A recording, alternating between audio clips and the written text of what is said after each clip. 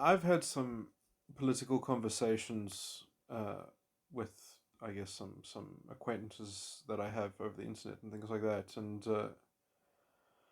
I consider myself an original thinker, and it was interesting to me because I saw someone who was defending some arguments which are tossed about, I think, too commonly, and I think that they actually don't pertain to the current scenario. So I'm just going to give my some scattered points of political, I guess, insight that I believe that I've that are my opinion.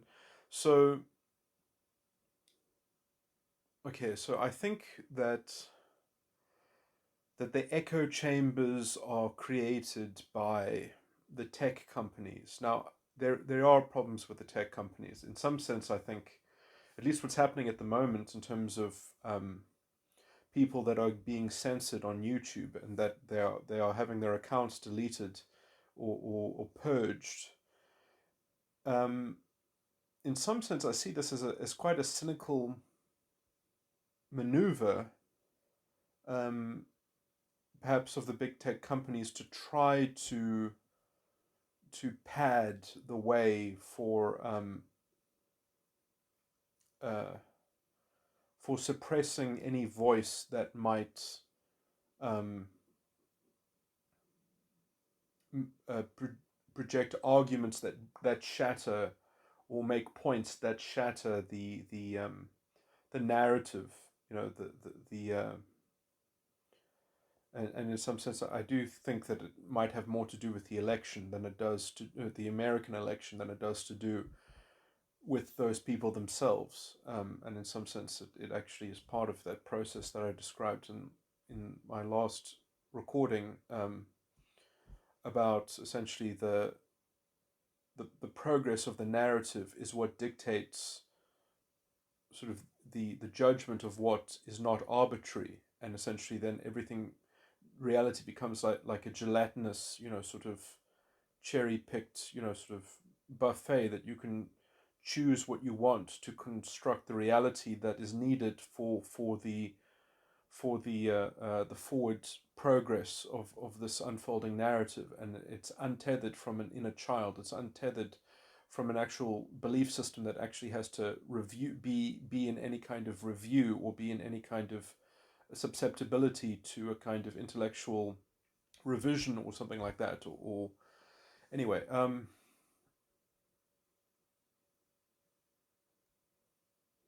that point aside.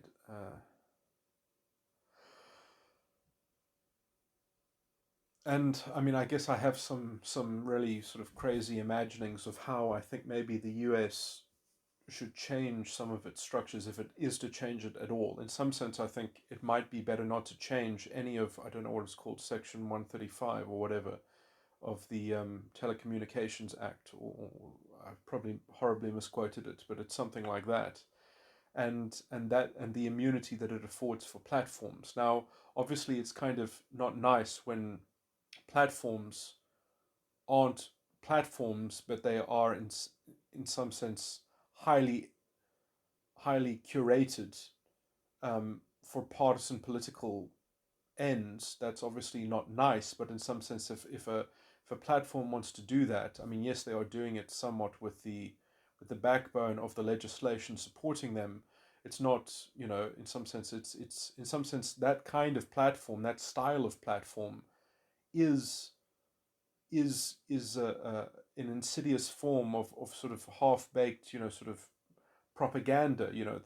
That it in some sense it's antithetical to free speech, but in some sense companies aren't obligated to provide a completely open platform, and essentially the legislation does provide for restrictions of use in some sense, but essentially, those restrictions either need to be elaborated in some sense, and that's going to be problematic, perhaps, because perhaps there is a role for morality in platforms and something like that. It's just disgusting when morality has been catered or attached to such an illiberal framework, so such an illiberal, fascistic, totalitarian, dogmatic, sort of, you know, epistemic conduciveness in some sense, that you're just going to sort of assume that people are racist, uh, uh, because that's how the narrative happens to seem to need it to unfold. So that label will then attach to them. It's quite disgusting. In some sense, it would be not, there might be a way to sort of work out a mediating calibration of how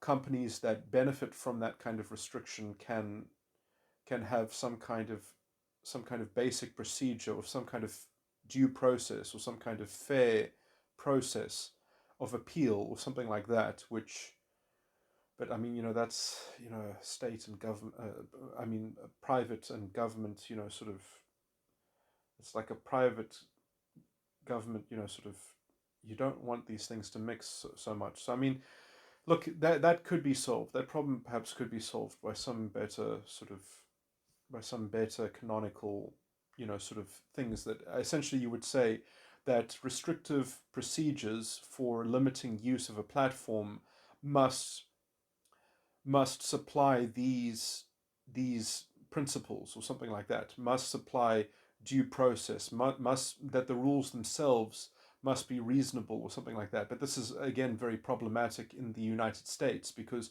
you can't just say that things must be reasonable.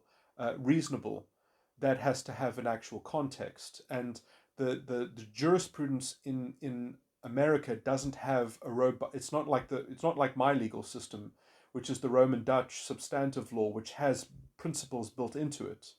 And we have a constitution which has very clear principles. In some sense, the First Amendment is not a principle. It's a you see, this is the problem, that they don't quite have a sophisticated enough legal system, or legal theory, that can actually just give some saying that each company must at least afford these principles, or because they don't have a substantive enough elaborate framework. They, in some sense, I've made recordings about this.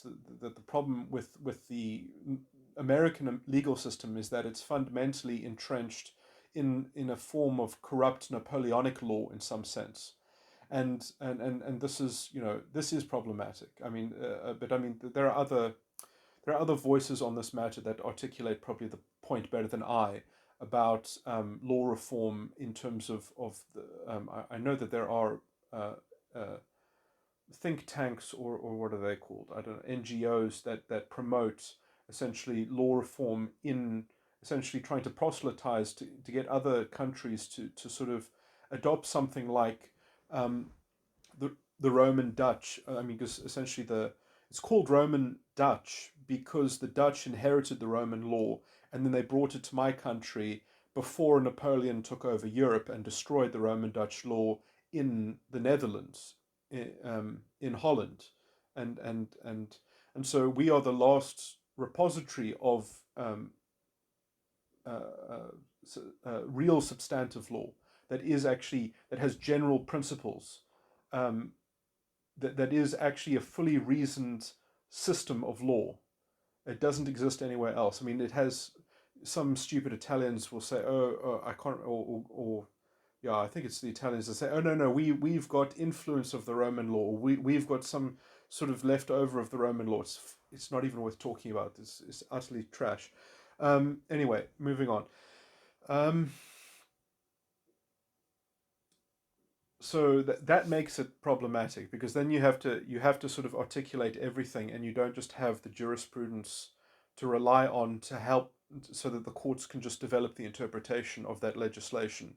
You have to sort of make an you have to make a very solid framework, a very rigid framework, and you can't just rely on the common law to kind of supplement it and evolve it naturally, and because you don't have a general field of principles to sort of make sure that it keeps intact in some sense. And so if you have to sort of create a definition of what those principles would have to be, then that's problematic. I mean, well, it's not exactly. I mean that within the American legal theory doesn't have it's not awful. It's not absolutely terrible, but it is problematic because it depends on using the plenary power, the legislative the legislative becomes a kind of moral authority, and that's what I call the Napoleonic corruption. That essentially that kind of moral authority must always be invested in the jurists, in the legal arm of government, as it were, and that legal arm of government must then be able to look beyond what the piece of paper says. They have to look beyond a rule book, which they're not allowed to do in the American system. They have to, and the only way to look beyond a rule book is if you have a solid mass of substantive law that is governed by general principles, because then that is your bulwark against tyranny and against oppression. But America doesn't have that bulwark. It has it in a different form. It has it in the form that the electorate must stay on its toes, and that's as a way to craft a civilization is itself not a bad strategy in some sense. But to me, this internal integrity, or this is where it falls short in some sense, that you can't have the kind of solution that I just said, and in some sense you stop having a shared morality, that individuals can adapt by their controversies that they spell out in court that evolves the common law. You don't, depending on a deeper unfolding of those general principles. Um, and the Roman law general principles really are brilliant. They really are beautiful. They are, um, and that is really the only that is the only civilization that I think is that is the only real civilized version of law that I can imagine. And I do see the American system as being substandard, but it's a different point. Okay, so then perhaps maybe there is a way that you can generate some kind of legal test in terms of saying that you can only restrict your platform in this way, but still that is a bit of an overstepping, perhaps, especially since corporations are generally regarded as having the same rights as citizens, and therefore and that itself is also slightly problematic. That can be cleaned up. You can say that corporations should have the rights, should sort of have virtual rights, and essentially those rights are a reflection of the rights of the citizens that govern or which the corporation is designed to service, and therefore they only have the rights that are appropriate as a kind of as a vehicle for those actual citizens that are using the corporation as their conduit. That makes more sense. Um, but anyway, okay, this is just technical sort of legalese and framing of things. But what's my point here? My point is that yeah, so you could maybe come up with a better restriction thing, or keep it as it is and just hope that the other platforms rise up, and then people move to those platforms as a way to censure and punish and sanction those platforms that have psychopathically joined the mob, as it were, um, and that deserve to be shunned and punished for that. And so hopefully, as culture hopefully starts to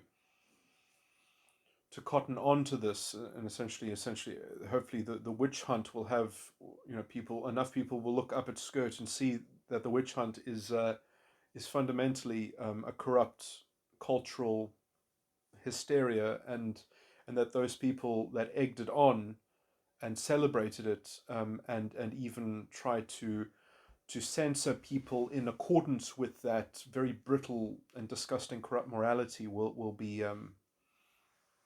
punished by the market essentially over the long term, um, for their disgusting draconian censoriousness. But anyway, for their private inquisition, and in some sense, I would say that I mean, when I see YouTube banning Stefan Molyneux, do you know what that says to me? That says to me, I mean, it says to me two things. It says to me something personal as well, but the greater point is that essentially they are just trying to limit the voices. They're trying to isolate the voices that remain so that they seem like lone wolves, so that they seem like vigilantes, so that there isn't enough of a chorus of a counter narrative to their narrative.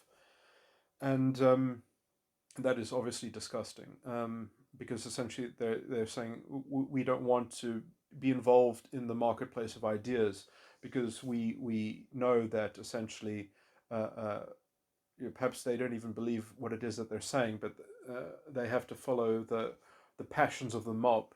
Anyway, yeah. So I think the natural solution would be other platforms, and keeping all the stuff the same. I was even thinking of the kind of punitive measures that you might add, but again, this might be bad if you made this kind of legislation. For if the wrong people got into power, they could use this negatively in some sense. But essentially, if you could demarcate that, and this is problematic. I shouldn't perhaps even suggest it, or I'm not suggesting it, but I'm just sort of describing something like this. If you can create a mechanism that can identify a company that is using its platform in a highly partisan way, then in some sense that you now this is a confusion of many different laws and things like that. So this is really a creative imagining on my part, and it might be a bad idea. it probably is a bad idea, but I'm just going to describe it anyway. Is that if a platform is got this immunity from the statute, from the regulation, and it has a highly partisan platform, then the design of that platform is no longer patented, is no longer protected in some sense in terms of the intellectual property. And so other people can essentially take the design and redeploy a platform. So essentially, it's a way of saying that if you want to lock your platform into servicing a particular uh, uh, de- designated target, and you're restricting other people from using it because of your censoriousness, then the design of your platform should essentially become open source, because um, you can't just sort of monopolize it and then sort of restrict it and make it an exclusive. So in some sense, in the same, and that would be, I guess, the purpose of that kind of thing would not just be to punitively attack people that were being partisan or something like that, but it's sort of in the way of promoting the spirit of the First Amendment, in that you can't just sort of create a platform and then make it essentially a partisan platform, and then stop the use of that kind of platform from other people wanting to engage in a kind of virtual public public square in some sense. And that is another sort of route to go in some sense. And then maybe even that, just that punitive threat, or that punitive technical. Now the problem is how would you trigger that? Because that would be a judgment call on the behalf of a government administrator, and you never want to be in that kind of position. But obviously, at least the American system is good enough that have to they will have to very clearly provide objective criteria for diagnosing if someone essentially makes an overly restrictive platform that is restricting membership or restricting use of that platform based on essentially criteria which makes it no longer fit to service as a kind of as a general platform, but it's still a specific platform for their intended target or whatever. Um, but it's partisan in nature, and therefore they lose their intellectual property. Now that would probably not be easy to have a regulation that sort of gets into intellectual property law, or I'm not even sure what the status of design is in websites, if that is subject to patent. Um, or if they are patented. So I mean, I'm sort of speaking in sort of a bit of an ignorant mode, but anyway. Okay, moving on. This is such a red herring. So the actual point that I wanted to say is that the the general complaint that I hear, which is not a complaint against anyone in particular, but that the reason why people are developing radicalized ideology, and usually when I heard someone say this, they were saying, the right is radicalizing and the left is radicalizing, and it's like, what's utter shit? The right is not radicalizing. Please. Just because the left is going more left and relative to the left, the right then appears more right, doesn't mean that the right is radicalizing. It's utter shit. And essentially the left, or this SJW left, obviously has to create this racist boogeyman, because that's the only thing that justifies their narrative. They need racism. They need to cultivate racism just to, this is, you see this happen all the time, that these activists, perhaps it doesn't, I haven't seen, but I mean, I've literally seen examples of this where it was very obvious to me that you would have these activists, and I mean, there are lots of stories about this, how these activists would leave racist comments on each other's, would anonymously create accounts in order to create like hatred, race hate, hate speech, against each other, because otherwise it doesn't the narrative just doesn't function without it.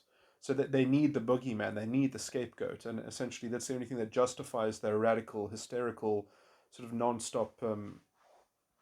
Anyway, so what's my point? Is the whole echo chamber thing. The whole echo chamber thing is not created by technology; it's created by culture, and that culture is not even. People would use the technology differently if they weren't already prone to the psychological vampirism that I've described in the last recording.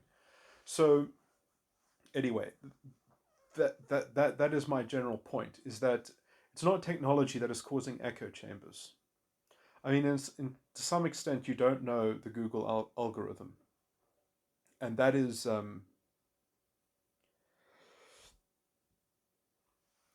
you know, that's maybe like that's a semi caveat on that sort of thing, that you don't know perhaps how you're being manipulated. But in as much as that algorithm perhaps has a kind of systematic procedural fidelity, and it doesn't have morality sort of caveats built into it, where it's sort of peddling its morality, then it's probably not too bad. But essentially, I think that's why they take people off their platform, because otherwise, or they have to flag people within their platform, because otherwise their content gets fed into that procedural machine, because that procedural machine, I don't think, has a morality sub process or interpretive filter. And so things are manually flagged as being treated differently by the overarching procedures. So I don't think the Google algorithm is. I mean, I think it is being undermined by other functions and other processes that they have developed, which are part of a kind of ideological.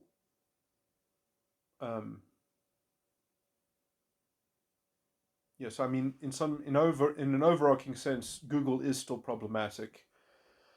Um, but I think that the complaining about the algorithm, it's probably, in some sense, it would be nice if we could have some restrictions that algorithms must be sort of data neutral in their procedural sort of thing, and that the only filters that they can have are kind of like maturity filters based on, I guess, sexual mores, or sexual mores, the sexual moral norms, or something like that. That you want to be able to say that underage people don't get exposed to certain things. Perhaps that would sort of be that, you would have to sort of restrict that is the only sort of filtration criteria that you can have, and there must be a kind of strict relevance.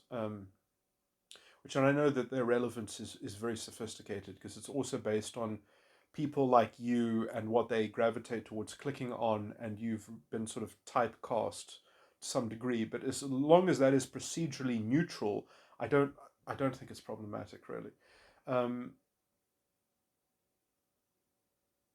and the idea that they would that corrals people towards echo chambers. I don't believe that. That's not true. Um, you can say that your pigeonhole of other group of people are like-minded people that are toxic in their own vampire clique. That might be fine, but that's just a representation or a reflection of the general toxicity of culture that has acclimatized to that kind of vampire conglomeration effect of echo chambers. But it's not being ushered in by the big tech. It's just being facilitated and reflected by big tech, essentially reflecting those innate what's desires, as it were. And if people were interested in seeing things that were uh, exogenous to their already what they were familiar with, if people use these platforms, and these platforms would also facilitate good places to air public discourse and to engage. I mean, just because most people are not capable of doing that, and in some sense they never have been to a large degree. I mean, a lot of this is the overarching point, which is important. People people think that like people were better, or they weren't better before this era in some sense. They were. I mean, yes, this vampire toxicity has exacerbated itself, but that's because people didn't get into that depth. They never challenged themselves for to see the pattern recognition. So they they were just simpler. They were simpler beings in a sense. And then because of Twitter, because there's actually a record of their own thinking, and they've got and they're interested in what other people have to say in these short tweets or whatever, then they can actually, the computer allows them to compile a history, compile something in text that sort of that they can survey at some later point. They can look at what at their history of their activities. They can look at the history of their thought pattern. They can see their cognition over a period of time, and they can start to see the pattern of that. And then they can name that pattern, and they can characterize it, and you can say that maybe that's an ideology in some sense, or maybe they can find an ideology in which that pattern of thinking uh, finds a home, um, and then they can identify as that, and then they know what they are. They know what they were. Before, they didn't have a name for what they were. They didn't have an identity attached to what they were. Now they've got an identity attached to it. Now the issue of identity, which is a sophisticated issue, which is a nuanced issue, that can start to come into resolution. Whereas before, it just was never visible. It was nowhere to be seen. Now people can see their own characterological state in some sense because of technology, and that is a good thing, not a bad thing. Just because most people were innately immature and they were naively immature, and now they're nescient in their now instead they're nescient. It's better to be nescient than to just be completely naive. Before, they were naively simple and innocent. Now they are nescient. Still an improvement, I would say. And they've been made nescient because they've decided to be captured into this vampire machine of having their inner child has gone on holiday. Their belief structures have gone on a holiday, because that holiday has been paid for by the scapegoat that the mob can essentially bully, and in the pursuit of that scapegoat, they can make their rational alignment of how they're on the right side of history, and how they're making progress, and how they've got this kind of collective lived experience, this kind of what is it called, distributed artificial intelligence in the crowd. They've got this crowd intelligence guiding them towards the liberation, towards the progress, um, uh, towards the excavation of the hidden treasure of what was stolen from the system, and the systemic oppression that they are part of overturning. They've got that mythology, culture, while they've got essentially their belief structure is suspended in this um, juvenile, undeveloped, sort of thing. Now that is a form of bad faith nescience, and yes, they can only sort of dignify that by being in this mob, and that is a problem. That is dangerous. But and maybe technology did open that door in the way that I've described it, but it's given people a sense of their own thinking that they've never had before. It's giving them a way to see their own thinking, and this is perhaps a teething period as well, but it's also been a teething period that has been hijacked by opportunistic, political, plutocratic, corrupt elites, you could say, or it's almost like a sort of psyop. I mean, that's how I always sort of think about it. But I mean, it started in academia. I've actually ontologically given a history of where I think it actually came from. That it came in South Africa from the other corrupt regimes in Africa because they didn't like the Rainbow Nation. The Rainbow Nation was a threat to their own rule because they rule by promising special privileges to their tribal in-group, and then they leverage that tribal in-group against the exterior tribes, which don't fall part of the special. They don't get the special. Um, they don't get the special benefits, and because they have that in-group out-group drama, the political leadership is just completely unaccountable, and they can get away with whatever they want because they can just, anything that goes bad, they can just scapegoat the out group, and they can just say, well, look, they're like a mafia selling protection. So political leadership becomes like a mafia selling protection because you need protection, you deserve protection, you've been victimized, and then they sort of give this intellectual sympathy, which becomes an ideology in which essentially the elite and the society, which is made up of a kind of privileged class majority, sort of scapegoats in order to, they both scapegoat and they both enjoy this kind of, they are unified in this sort of sanctity of this, like, oh, we're doing this for our common ethnicity, we're doing this for the promotion of our identity. And so because it's cast in those kind of stereotyped generalization, sort of vague things, you can use that vague goal to justify anything because you can just put the face of the identity as to why that decision was reached was for the promotion of the identity, and so you can just convolute everything into the same. It's like confected corruption, never-ending, irresponsible leadership that has no hope of ever being held accountable. And essentially, maybe at some point, if dissatisfaction grows too much because they don't control the propaganda well enough, then another one comes and takes its place. And when that one takes its place, it controls the propaganda better, it controls the media better. And so it's sort of manufacturing consent. It's a mechanism for manufacturing consent. Okay, moving on.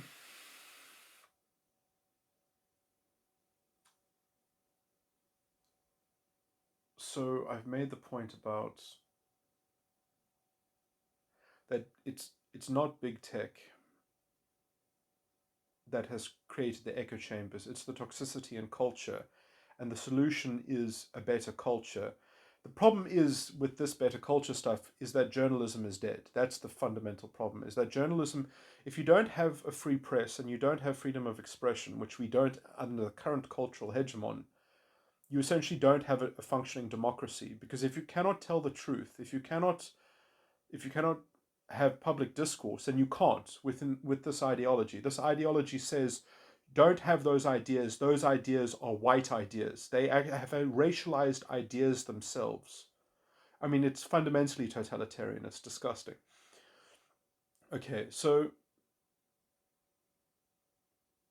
now if you have a media that by and large buys into that dogmatic rulebook, you have a captured system. You have what Brett Weinstein calls a horizontal revolution. Um,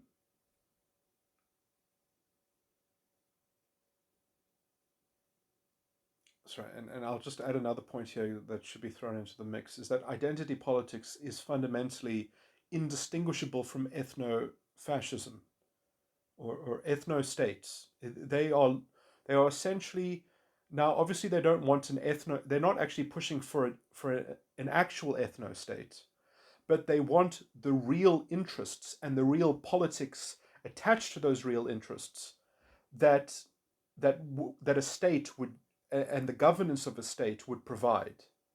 But they want that kind of governance attaching to their identity and delivered to their identity in a kind of transnational paradigm, right? So they're kind of like ethno-fascists, but but but they don't, and they want politicians to cater to their ethno-fascism. They're actually sort of demanding a kind of rainbow Hitler, that they will give the right redress to each group in the sort of in the totem hierarchy, um, in the totem pole, and that, I mean that fundamentally doesn't even work, because you can only orient, because all those relativisms don't even agree with each other. They can't actually, um, they don't line up. They interfere with one another. They don't actually, in some sense, because I mean, the narrative never worked. The narrative only works in as much as you scapegoat and blame the enemy. So essentially, if you try to impose different different relativistic complaints against the same scapegoat, you realize that you've run out of redress. You've run out of the capacity to deliver the redress. I mean, even one identity group will expend the capacity to deliver the redress. They won't. What they're claiming, there isn't enough for them to claim, in some sense, because it's a fundamentally unsustainable moral circus. It's a. But anyway, okay. Why was I talking about this? So I went from talking about the horizontal revolution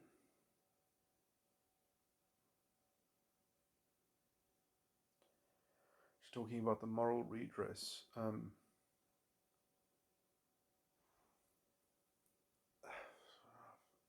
Losing my thread. I shouldn't be making these recordings when I'm so tired. But anyway, the okay. So the reason why I started both of these points, so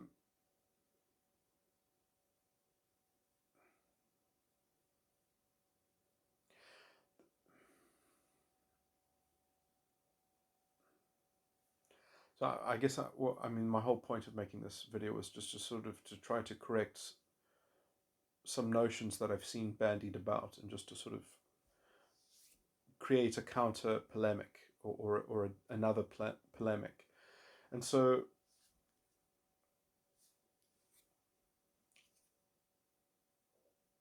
uh, what was I just saying? Wow.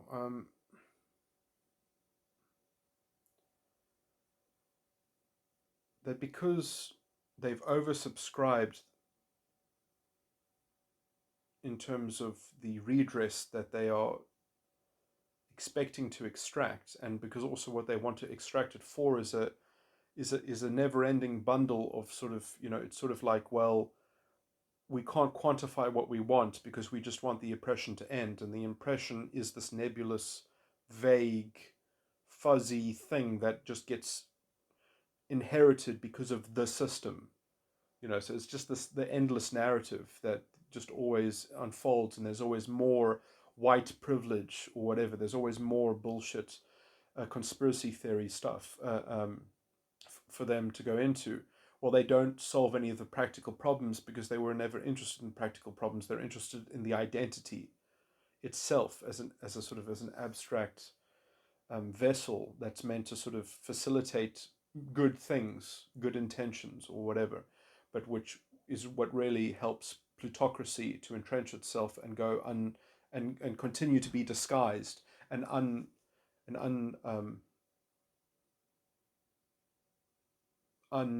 unlimited by the checks and balances that most systems have evolved.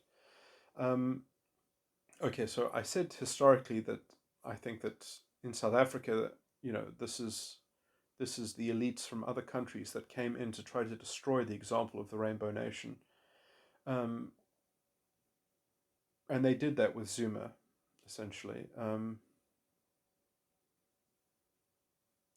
And also there are other forces, I guess, which is essentially, I'm not going to talk about this too much. It might even be dangerous to talk about, but Russia and China.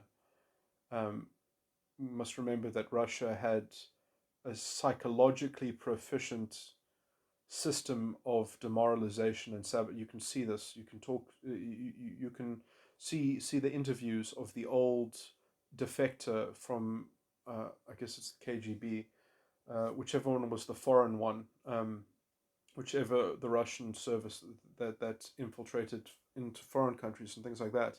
That director clearly laid out the strategies of demoralization and things like that, and he described exactly what is happening today. That people will their complaints won't make sense. That they can't.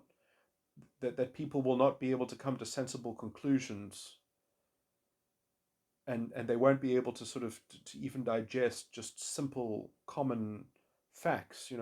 They won't be able to interpret reality even, and also the demoralization of the values of the system and stuff like that. It's exactly what that guy talked about. Anyway, what's my point? So what what was the connection between these 3 points?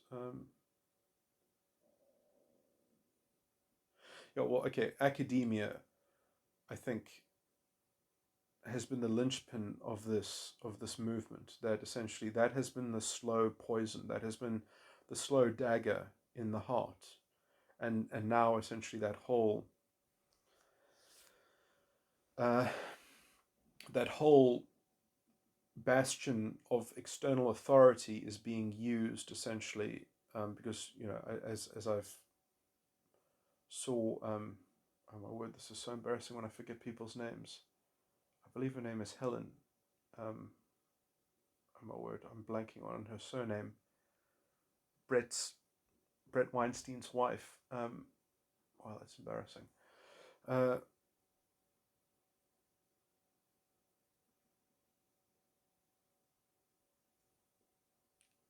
she, points out that you need to trust your educators, otherwise education doesn't really work.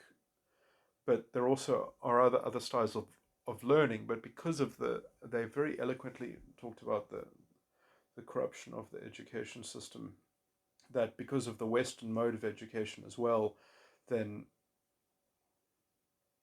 was able to smuggle in this sort of this garbage, this race and gender studies, which is an exact parallel to Aryan studies in its qualitative purport and cultural significance. Um,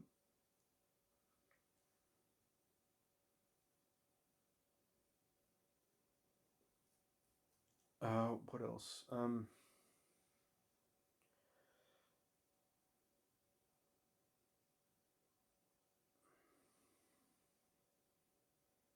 Man, I've exhausted myself, but I haven't finished this point, which is really annoying me. I'm just trying to think how to wrap it up now. Um,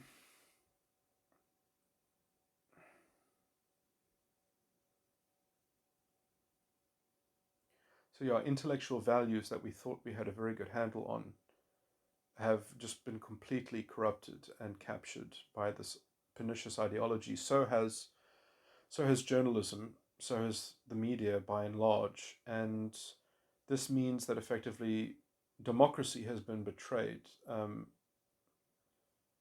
to this horizontal revolution, to this mob, and its disgusting assumption of moral authority, and its bigoted rule book, which is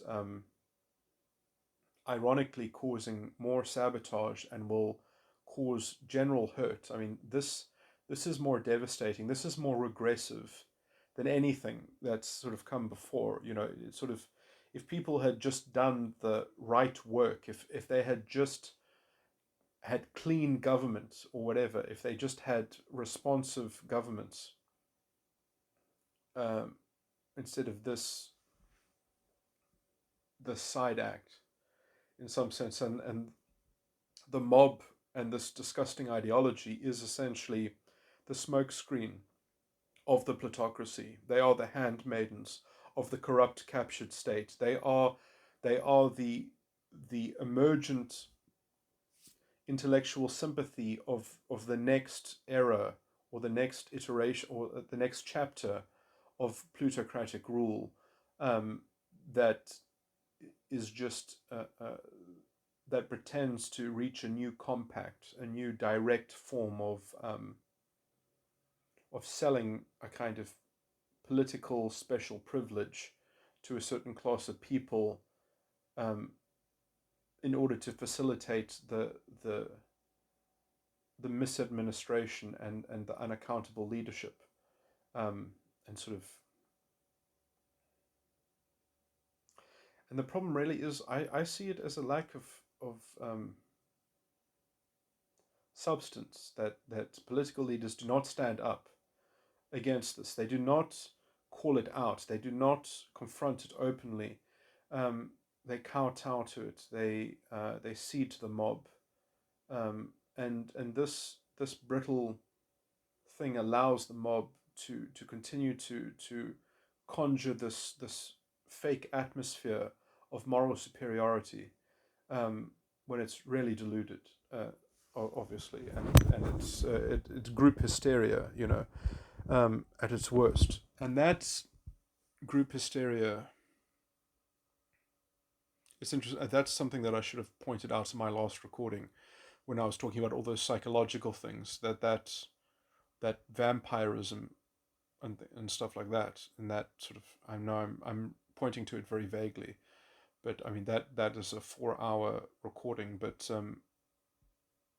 when I go into all those intricate details and things like that, that that's the anatomy of group hysteria to a large extent. Um, okay.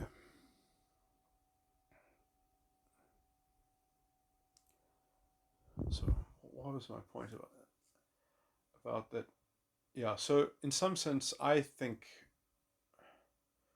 we need better journalists. So we need to blame journalism for its unaccountability, or for its failings, rather, for its poor performance and its,